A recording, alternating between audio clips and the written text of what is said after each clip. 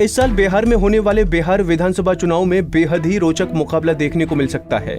इस चुनाव में विपक्षी महागठबंधन पूरे दमखम के साथ मैदान में उतर सकता है। चुनाव में झारखंड की सत्ताधारी पार्टी झामुमो बिहार में राष्ट्रीय जनता दल और कांग्रेस के साथ मिलकर चुनाव में मुख्यमंत्री नीतीश कुमार के खिलाफ मैदान में उतर सकती है। इसी के तहत झारखंड मुक्ति मोर्चा के महासचिव सुप्रियो भट्टाचार्य ने बताया कि जेएमएम फिलहाल बिहार में 12 सीटों पर अपने उम्मीदवार उतारने की रणनीति पर काम कर रही है। जेएमएम ने साफ कर दिया है कि वो बिहार विधानसभा में 12 सीटों पर लड़ेगी चुनाव और ये चुनाव गठबंधन के तहत ही लड़ेगी।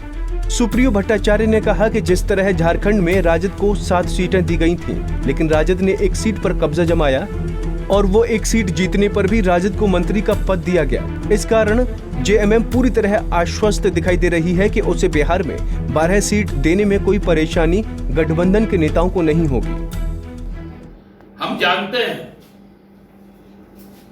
कि हमने जो विगत 5 वर्षों में वहां पर सांगठनिक मेहनत की और अभी का जो हमारा शासन का मॉडल है वो बिहार में बहुत ही लोकप्रिय हो चुका है, क्योंकि हम लोगों की प्रतिबद्धता जनता के साथ जिस प्रकार से रही है उससे कोई इनकार नहीं किया जा सकता।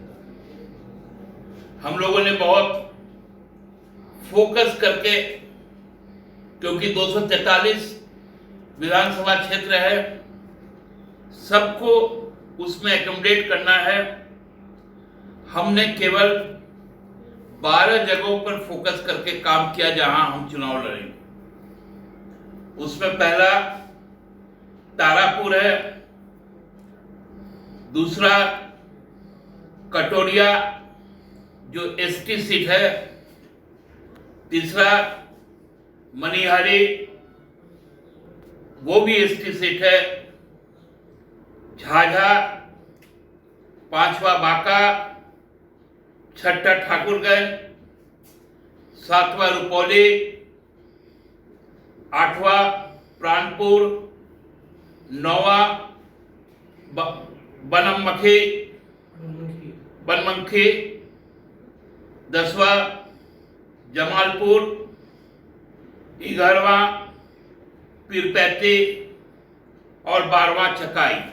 गौरतलब है कि 2005 में जेएमएम ने चकाई सीट पर कब्जा जमाया था और इस बार चकाई समेत तारापुर, कटोरिया, मनिहारी, झाझा, बांका, ठाकुरगंज, रुपौली, प्राणपुर, बनमनखी, जमालपुर और पीरपैंती विधानसभा सीट के लिए दावेदारी पेश की है। पंजाब केसरी टीवी के लिए रांची से आशुतोष की रिपोर्ट।